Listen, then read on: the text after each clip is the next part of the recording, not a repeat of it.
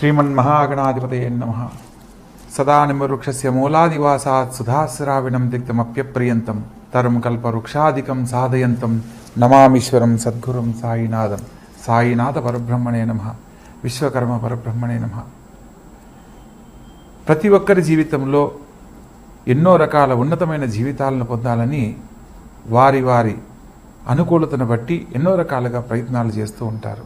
అందులో ప్రత్యేకంగా విదేశీయానంలో స్థిరపడాలనుకున్న వారు, ప్రత్యేకంగా ప్రభుత్వ సంబంధమైన ఉద్యోగాల్లో ఉన్నతమైన పదవీ యోగ్యతను పొందాలని ఎన్నో రకాలుగా ప్రయత్నం చేస్తున్న వాళ్ళను మనం గమనిస్తూ ఉంటాం.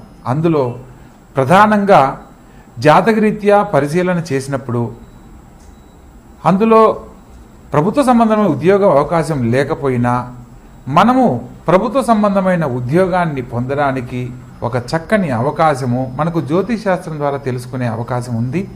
అందులో ప్రధానంగా మనము సూర్య భగవంతుణ్ణి ఏ విధంగా ఆరాధించాలి, ఏ సందర్భంలో ఆరాధించడం వల్ల అటువంటి సత్ఫలితాలు పొందగలము అన్న విషయాన్ని మనం తెలుసుకునే ప్రయత్నం చేద్దాం. ఇందులో భాగంగా ఎవరి జీవితంలో అయితే నా జాతకం ప్రకారం ఖచ్చితంగా నేను ప్రభుత్వ ఉద్యోగంలో స్థిరపడతాను అనుకున్న వాడికి ఖచ్చితంగా ఉద్యోగ జీవితం ప్రభుత్వ రీత్యా ఉండడానికి అవకాశం ఉంటుంది. కానీ అలా లేని వాళ్ళకి ప్రభుత్వ సంబంధ రీత్యా ఉద్యోగం పొందాలనుకుంటే రవి సంక్రమణ కాలం అని మనం చెప్పుకుంటూ ఉంటాం. సంక్రమణం అంటే ఒక రాశి నుండి మరొక రాశిలోకి ప్రవేశించే పద్ధతిని సంక్రమణం అంటారు. ప్రత్యేకంగా నెలకు ఒకసారి సూర్య భగవంతుడు ప్రతి నెల మారుతూ ఉంటాడు కాబట్టి సూర్య సంక్రమణము రవి సంక్రమణ కాలం అని మనం చెప్పుకుంటూ ఉంటాం. మనకు దీని గురించి ప్రత్యేకంగా తెలుసుకోవడంలో ధనుర్రాశిలోకి సూర్యుడు సంచరించినప్పుడు ధను సంక్రమణం అని, మకర రాశిలోకి సంచరించినప్పుడు మకర సంక్రాంతి అని మనం చెప్పుకుంటూ ఉండడాన్ని మనం గమనించే ఉంటాం. ప్రత్యేకంగా ఈ యొక్క సూర్య సంక్రమణం మనకు ఆయనాల పద్ధతిలో దక్షిణాయనము ఉత్తరాయణ పుణ్యకాలాల్లో చాలా విశిష్టత కలిగిన మాసాలుగా మనం చెప్పుకోవచ్చు. ప్రత్యేకంగా సూర్య భగవంతుడు మకర రాశిలోకి ప్రవేశించినప్పుడు మనకు ఉత్తరాయణ పుణ్యకాలం ప్రారంభమవుతుంది. ఇది దేవతల కాలంగా ఉత్తరాయణ పుణ్యకాలంగా మనం చెప్పుకుంటూ ఉంటాం. కానీ దక్షిణాయనం అని చెప్తాం, కానీ దక్షిణాయన పుణ్యకాలం అని చెప్పం. దీంట్లో ఒక నిగూఢ రహస్యం కూడా ఉంది. ఉత్తరాయణ పుణ్యకాలంలో దేవతలు సంచరించే కాలంగా, దైవ సంబంధమైన కార్యక్రమాలు విశేషంగా జరగడానికి, దైవ సంబంధమైన పనులు చేయడం వల్ల మన జీవితానికి కావలసిన అనేక రకాల శుభాలను పొందడానికి అత్యుత్తమమైన కాలంగా మనం చెప్పుకుంటూ ఉంటాం. అయితే ఇందులో భాగంగా మనకు దక్షిణాయనము జూలై 16న కర్కాటక సంక్రమణం జరుగుతుంది. కర్కాటక రాశిలోకి ఎప్పుడైతే ఈ యొక్క రవి ప్రవేశిస్తాడో మనకు దక్షిణాయనం ప్రారంభమవుతున్నట్లుగా మనం భావించాలి. ఈ యొక్క దక్షిణాయన కాలము జూలై మాసం 16వ తారీఖు నుంచి జనవరి 15వ తారీఖు వరకు ఈ యొక్క సంక్రమణం అనేది, సంక్రమణ కాలంలో రవి మారుతున్న కాలాన్ని దక్షిణాయన కాలంగాను, అదేవిధంగా మకర రాశిలోకి ప్రవేశించినప్పుడు జనవరి 16 నుండి జూలై 16 వరకు ఉత్తరాయణ పుణ్యకాలంగాను మనం పరిగణనలోకి తీసుకుంటాం. ఉత్తరాయణ పుణ్యకాలంలో చేసే అనేక రకాల కార్యక్రమాల వల్ల మన జీవితానికి కావాల్సిన అనేక రకాల శుభాలను వెంటనే పొందడానికి అవకాశం ఉంటుంది. దక్షిణాయన కాలాన్ని మన యొక్క పూర్వీకులు కాలం చేసిన వాళ్లను ఆరాధించే విధానంలో వారికి స్వర్గలోక ప్రాప్తిని కలిగే అవకాశం లభిస్తుంది అని మనం తెలుసుకోవాల్సిన విషయం. ప్రత్యేకంగా మీరు గమనించండి, దక్షిణాయన కాలంలో పితృదేవతలను ఆరాధించడం వల్ల వారికి స్వర్గలోక ప్రాప్తి కలుగుతుంది అనేందుకు సూచనగా మనకు భాద్రపద మాసంలో బహుళపక్ష పాడ్యమి నుంచి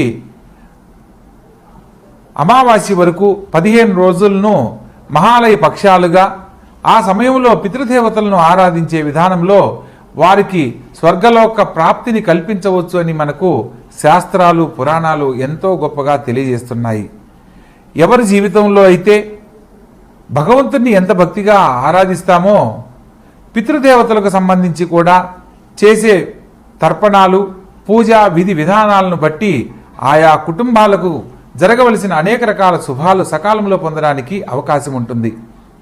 ప్రత్యేకంగా ఈ యొక్క రవి సంక్రమణ కాలంలో మనము ప్రభుత్వ సంబంధమైన ఉద్యోగం కానీ లేదా విదేశీయాన యోగంలో స్థిరపడాలని చేసే ప్రయత్నాలలో ఉద్యోగాన్ని సకాలంలో పొందాలి అనంటే రవి సంక్రమణ కాలం నాడు ఆచరించవలసిన పూజా విధి విధానాన్ని మనం వివరంగా తెలుసుకుందాం. సూర్యుడు కర్కాటక రాశిలోకి ప్రవేశించినప్పుడు తెల్లవారుజామున బ్రహ్మముహూర్త సమయంలో మనము ఈ యొక్క పూజను ఆచరించాలి. ప్రత్యేకంగా ఒక చిన్న మట్టి పాత్రను సేకరించాలి. ఆ మట్టి పాత్రలో కొద్దిగా తెల్ల నువ్వులు మరియు బెల్లము ఈ రెండింటినీ కలిపిన మిశ్రమాన్ని ఆ అరచేయి పరిమాణంలో ఉన్న మట్టి కుండలో మనం దాన్ని ఏర్పాటు చేసుకోవాలి. ఆ యొక్క మట్టి కుండను రావి చెట్టు దగ్గర, మీకు దగ్గరలో సమీపంలో ఉన్న రావి చెట్టు కావచ్చు, లేదా ఏదైనా ఒక ఆలయంలో ఉన్న రావి చెట్టు కావచ్చు, ఆ ఆలయంలో ఈ రావి చెట్టు దగ్గర మీరు చిన్న పాదులాగా ఏర్పాటు చేసి అందులో ఈ యొక్క మట్టి పాత్రను ఏర్పాటు చేసుకోవాలి. తదుపరి ఆ రావి చెట్టు యొక్క ఆకును కోయకుండా రాలిపడిన ఒక ఆకును సేకరించి ఆ యొక్క చిన్న మట్టి పాత్ర పైన మూతలాగా ఏర్పాటు చేసుకోవాలి. అలా ఏర్పాటు చేసి రావి చెట్టుకు చుట్టూ ప్రదక్షిణ చేస్తూ పరిక్రమ చేసే సందర్భంలో దత్తాత్రేయ స్వామి వారి మంత్రపఠనం ఎవరైతే పఠిస్తూ 21 ప్రదక్షిణ చేస్తారో వారికి కోరుకున్న ఉద్యోగ జీవితం అతి శీఘ్రంగా లభిస్తుంది. ఇక్కడ ప్రత్యేకంగా జాతకంతో ఎటువంటి సందర్భం, ఎటువంటి జాతకంలో అవకాశం ఉన్నప్పటికీ లేనప్పటికీ కూడా వారి వారి జీవితాలలో పొందాలనుకున్న ఉద్యోగం, అది విదేశీయాన యోగం కానీ లేదా ప్రభుత్వ సంబంధమైన ఉద్యోగాన్ని సకాలంలో పొందాలి అంటే ఇది అత్యుత్తమమైన పరిహారంగా మనం తెలుసుకోవచ్చు. ఆ ప్రదక్షిణ చేసే సందర్భంలో దత్తాత్రేయ స్వామి వారి మంత్రం ఓం ఆం హ్రీం క్రోం అహి దత్తాత్రేయాయ కరికరి హూం ఫట్ స్వాహ. మంత్రం మరొకసారి ఓం ఆం హ్రీం క్రోం అహి దత్తాత్రేయాయ కరికరి హూం ఫట్ స్వాహ. ఈ యొక్క మంత్రాన్ని చెబుతూ 21 ప్రదక్షిణ చేసి మనసులో ఉన్న సంకల్పాన్ని చెప్పుకోవాలి.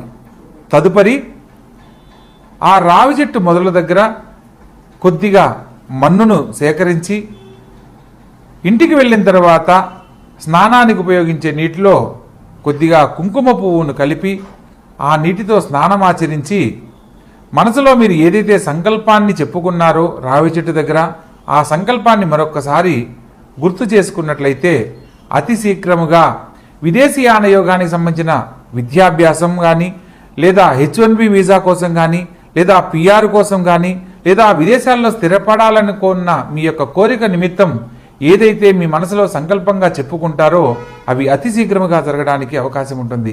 అదేవిధంగా ప్రభుత్వ సంబంధమైన ఉద్యోగాల కోసం పోటీ పరీక్షల్లో ఎంతోమంది ప్రయత్నం చేస్తూ విఫలమవుతున్న వాళ్ళను కూడా మనం గమనిస్తూ ఉంటాం. కానీ ఎటువంటి ఆటంకం కలగకుండా మీరు కోరుకున్న విధంగా ప్రభుత్వ సంబంధమైన ఉద్యోగం పొందడానికి ఎవరైతే రవి సంక్రమణ కాలంలో ఈ యొక్క పరిహార విధానాన్ని ఆచరిస్తారో వారికి సూర్య భగవంతుని యొక్క ఆశీస్సులతో అతి శీఘ్రముగా మీరు కోరుకున్న విధంగా ఈ యొక్క ఉద్యోగం లభించడానికి ఎన్నో అవకాశాలు తప్పకుండా లభిస్తాయి. ప్రత్యేకంగా చాలామందికి ఒక సందేహం ఉంటుంది, గురువుగారు మేమేమో ఇప్పుడు ప్రభుత్వ సంబంధమైన ఉద్యోగం కోసం ప్రయత్నం చేస్తున్నాము, కానీ రవి సంక్రమణ కాలం కోసం మరలా ఇప్పుడు 1 మంత్ వెయిట్ చేయాలంటే ఇప్పుడు మాకు ఆ పోటీ పరీక్షలు దాటిపోయే అవకాశం ఉంటుంది కదా, మరి మాకు ఎటువంటి పరిహారం తెలియజేస్తారని మీకు సందేహం కలిగినట్లయితే మనము తప్పనిసరిగా అవకాశం ఉన్నప్పుడు రవి సంక్రమణ కాలంలో ఇలా ఆచరించాలి. ప్రత్యేకంగా మనకు ముందుగా ఫలితాలు పొందాలి అని అంటే ఏదైనా ఆదివారం నాడు, భానువారం అని అంటారు, అంటే సూర్య భగవంతునికి సంబంధించిన వారంగా ఆదివారాన్ని మనం అనుసరిస్తూ ఉంటాం.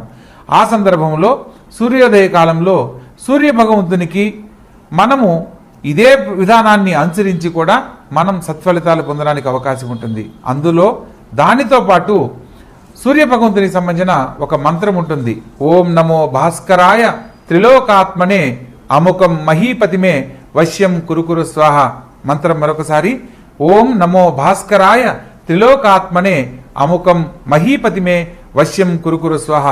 ఈ యొక్క శ్లోకంలో అముకం అనే పదం దగ్గర మీరు ఏ ఉద్యోగం కోసం ప్రయత్నం చేస్తున్నారో ఆ ఉద్యోగం పేరు కానీ, లేదా ఆ సంస్థ పేరు కానీ, లేదా ఉద్యోగాన్ని ఎవరైతే మీకు ఇస్తున్నారో పర్సన్ నేమ్ కనుక తెలిస్తే హెచ్ఆర్ నేమ్ కానీ అనుకొని మహీపతిమే వశ్యం కురుకురు స్వాహ అని మంత్రాన్ని మనం పూర్తి చేస్తూ సూర్య భగవంతుని చూస్తూ 6 సార్లు అర్ఘ్యం వదులుతూ ఈ యొక్క మంత్రాన్ని పఠించాలి. అలా ఎవరైతే ఉద్యోగం కోసం విపరీతంగా ప్రయత్నం చేసి విఫలమవుతున్న వాళ్ళు, తప్పనిసరిగా ఉద్యోగాన్ని పొందాలి అనుకున్న సంకల్పంతో ఉన్న వాళ్ళు మాత్రం ఈ యొక్క విధానాన్ని అనుసరిస్తే సూర్య భగవంతుని యొక్క ఆశీస్సులతో అతి శీఘ్రముగా మీరు కోరుకున్న ఉద్యోగం మీ సొంతం అవడానికి 100% అవకాశాలు లభిస్తాయి. ఇందులో మనం చేయవలసిందల్లా ప్రత్యేకంగా ఆదివారం నాడు ఆచరించే విధానంలో 6 సార్లు నీటిని ఎలా అయితే సూర్య భగవంతుని చూస్తూ అర్ఘ్యం ఎలా అయితే వదులుతున్నామో 6 సార్లు రవిగ్రహానికి సంకేతంగా ప్రీతికరమైన గోధుమలు కూడా ఒక 6 పిడికిళ్ళు, ఒక పిడికిలి గోధుమలు అలా తీసుకొని 2 చేతుల్లో దోసిట పట్టుకొని ఓం నమో భాస్కరాయ త్రిలోకాత్మనే అముకం మహీపతిమే వశ్యం కురుకురు స్వాహ అని చెప్పి ఆ అముకం అనే పదం దగ్గర మీ యొక్క ఉద్యోగం కోసం ప్రయత్నం చేస్తున్న సంస్థ పేరు కానీ పర్సన్ నేమ్ కానీ అనుకొని ఇలా వదిలివేయాలి. అలా 6 సార్లు చేసి చివరిసారిగా ఒక బెల్లం, అంటే పగలకుండా బ్రేక్ కాకుండా ఉండే ఒక బెల్లం సేకరించి సూర్య భగవంతునికి గనక సమర్పించినట్లయితే అతి శీఘ్రముగా ఈ యొక్క బెల్లం వదలడం వల్ల ఉద్యోగ జీవితంలో ఎదుర్కొనబోతున్న ఇఫ్ ఇన్ కేస్ మనకు ఎవరైతే ఇంటర్వ్యూవర్ ఉంటారో అతను అడిగే ప్రశ్నల్లో మనం ఇబ్బంది పడకుండా మనకు శని భగవంతుని యొక్క చెడు దృష్టి కలగకుండా ఉండడానికి చివరిలో ఈ యొక్క బెల్లాన్ని వదలడం వల్ల సూర్య భగవంతుని ఆశీస్సులతో ఉద్యోగంలో పదవీ యోగ్యత, ఉద్యోగం లేని వారికి ఉద్యోగ లాభం అతి శీఘ్రముగా లభిస్తాయి. కాబట్టి అటువంటి గొప్ప ఈ యొక్క రవి సంక్రమణ కాలంలో ఆచరించే విధానాన్ని తెలుసుకొని ఆచరించి ప్రతి ఒక్కరూ కూడా ఉద్యోగ జీవితంలో గొప్పగా స్థిరపడాలని, మీరు కోరుకున్న జీవితాల్లో ఉన్నతమైన జీవితాన్ని పొందాలని మనస్ఫూర్తిగా కోరుకుంటూ సర్వే జన సుఖినో భవంతు. స్వస్తి. శ్రీమన్మహాగణాధిపతయే నమః.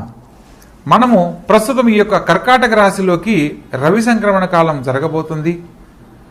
సంక్రమణ కాలం అంటే ఒక మాసకాలం, అంటే నెల రోజులు ఉంటుంది. కాబట్టి జూలై 16 నుంచి ఆగస్టు 16 వరకు సూర్యుడు కర్కాటక రాశిలోకి ప్రవేశిస్తున్న సందర్భంలో మేషరాశి నుంచి మీనరాశి వరకు ఏ సందర్భాలలో ఎటువంటి శుభాశుభ ఫలితాలు పొందబోతున్నారో, ఎటువంటి పరిహారాల ద్వారా ప్రతి ఒక్క రాశుల వారు అన్ని రకాల శుభాలు పొందగలరో వివరంగా తెలుసుకునే ప్రయత్నం చేద్దాం. అదేవిధంగా తులారాశి వారికి రాజ్యస్థానంలో రవి సంక్రమణ కాలం జరుగుతుంది. కాబట్టి లాభాధిపతి అయిన రవి రాజ్యస్థానంలో సంచరించేటప్పుడు ఉద్యోగంలో ఎదురు చూస్తున్న వారికి ప్రమోషన్స్, ఇంక్రిమెంట్స్కు ఇది అత్యుత్తమమైన కాలంగా చెప్పడం జరుగుతుంది. ట్రైనింగ్ పీరియడ్లో ఉన్న వాళ్ళకు కూడా ఉద్యోగానికి సంబంధించి పర్మనెంట్గా ఫుల్ టైం అయ్యే ఉద్యోగాన్ని పొందే యోగ్యత ఈ సమయంలో లభించే అవకాశం ఉంది. కాబట్టి తప్పనిసరిగా సూర్య భగవంతునికి సంబంధించిన ఆరాధన చేస్తూ ఉండాలి. మొత్తం మీద అన్ని రాసుల వారికి అనుకూలంగా కొందరికి ఉండి కొందరికి లేనప్పటికీ సూర్య భగవంతుని ఆరాధించే విధానంలో సూర్య నమస్కారాలు ప్రతి ఒక్కరూ గనక ఆచరిస్తూ 6 సార్లు అర్ఘ్యం వదులుతూ ప్రతి ఆదివారం నాడు తప్పనిసరిగా సూర్య భగవంతుని ఆరాధించిన వారికి అత్యుత్తమమైన ఫలితాలు పొందుతారు. ఎవరి జీవితంలో అయితే ఇబ్బందులు ఎదుర్కొనబోతున్నారో వారికి కూడా ఇబ్బందులు తొలగిపోయి సకాలంలో మంచి సత్ఫలితాలు పొందడానికి అవకాశం ఉంటుంది. కాబట్టి తెలుసుకున్న విధానాన్ని చక్కగా ఆచరించి గొప్ప జీవితంలో స్థిరపడండి, ఆనందకరమైన జీవితాన్ని పొందండి. శుభం భూయాత్.